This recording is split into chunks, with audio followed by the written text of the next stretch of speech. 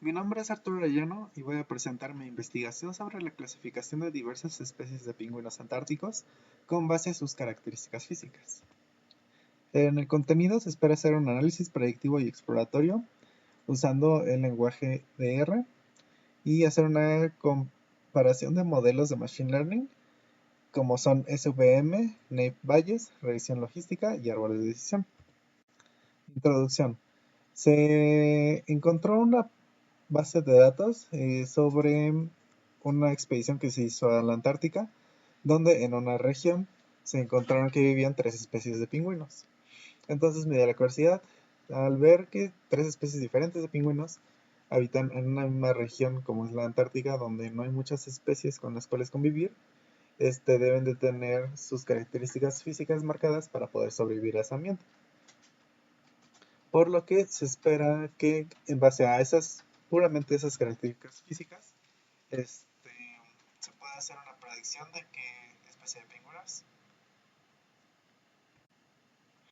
Parte uno: procesamiento y diagnóstico. Para empezar, en la base de datos venían dos tablas diferentes. La primera con información del lugar, como puede ser la isla, la región, que es obviamente qué especie de pingüino es, qué ciclo de huevo estuvo, la fecha de nacimiento de ese pingüino y un par de sus características físicas, así como su sexo y datos sanguíneos. Mientras que en la segunda venía más completo sus datos físicos, como pueden ser su peso, el tamaño de sus aletas y de su isla donde vive. Por lo que al agrupar estos datos se obtuvo un dataset más limpio, donde podemos ver qué especies son, el tamaño de su cresta, tanto de largo como de profundidad, el largo de su ala, su peso, su sexo y la isla en la que habitan. Ahora, con base a esos datos se hizo un análisis exploratorio y descriptivo, donde obviamente lo que nos interesa es agruparlos por su especie y poder identificar alguna que otra característica.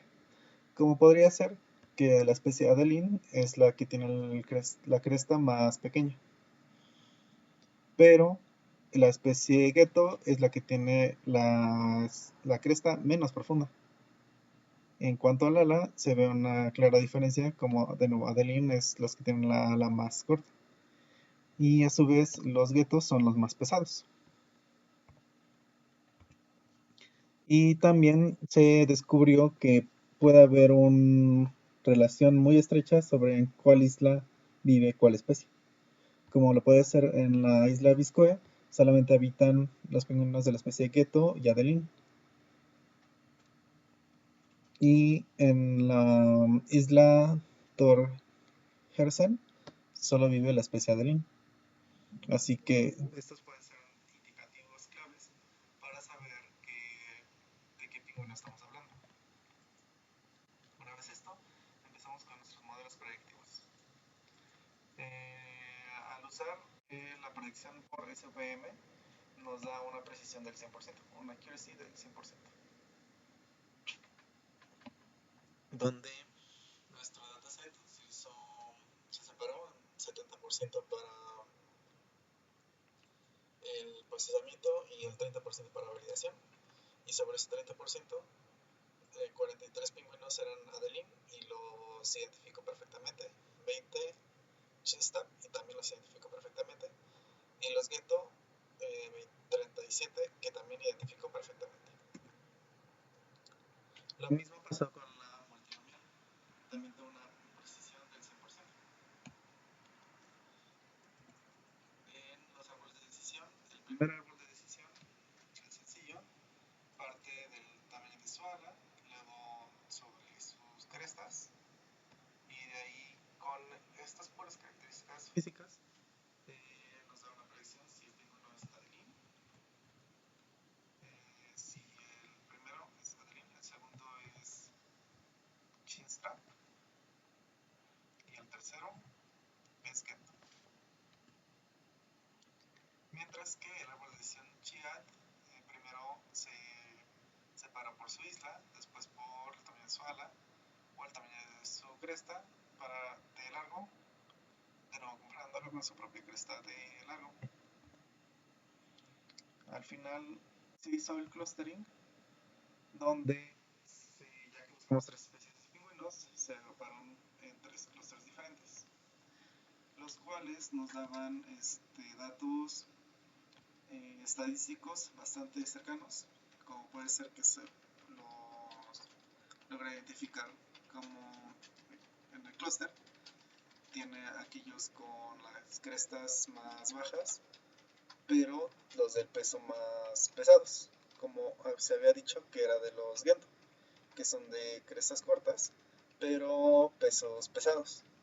Sin embargo, se identificó que tienen valores inadecuados, como justo en la especie de Gento, solo identificó 70 cuando debería ser 120. Lo mismo pasa con el clúster jerárquico. Hizo un análisis estadístico bastante adecuado, donde no, en el clúster 3 podemos ver aquellos con cresta que no es muy profunda, pero tienen un peso elevado, como se espera de los Gento.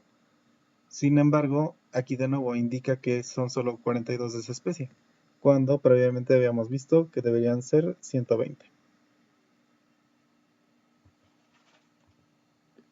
Conclusiones.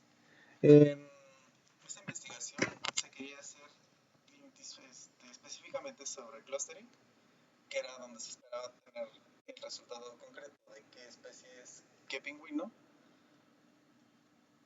la cual logró agruparlos estadísticamente adecuadamente, sin embargo no clasificó a los pingüinos adecuadamente.